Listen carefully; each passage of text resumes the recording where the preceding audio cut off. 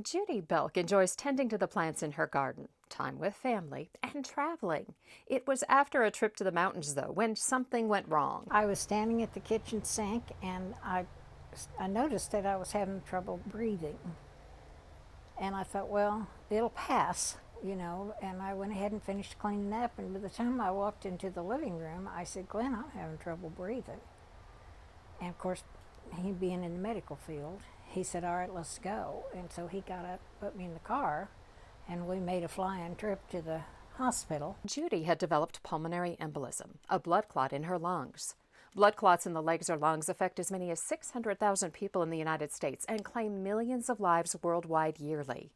Now, an international awareness effort is being launched to change that. The worldwide effort for World Thrombosis Day is designed to increase awareness among public and among health professionals about the importance of thrombosis as a major contributor to death and disability worldwide.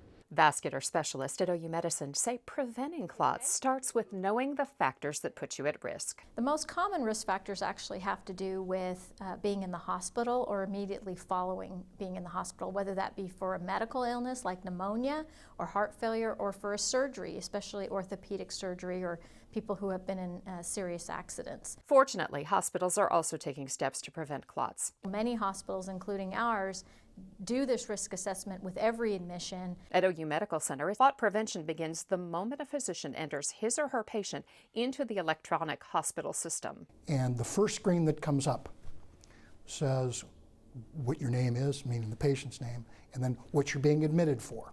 So you're being admitted for pneumonia, you're being admitted for cancer surgery.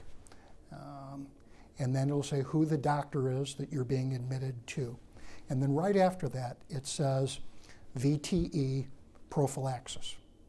So VTE is short for venous thromboembolism or blood clot, otherwise known as DVT. You can't order the diet, you can't order lab work, you can't order medications, you can't order anything. You can't close your orders out without making a decision about whether you're going to use prophylaxis against DVT-PE. The World Thrombosis Day website provides a great number of resources to help you learn more about potential risks and ways to prevent clots. Most of these blood clots that occur in the legs and then move to the lungs can be prevented.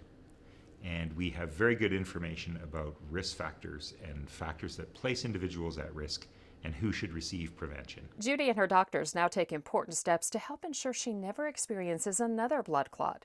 This is Teresa Green reporting.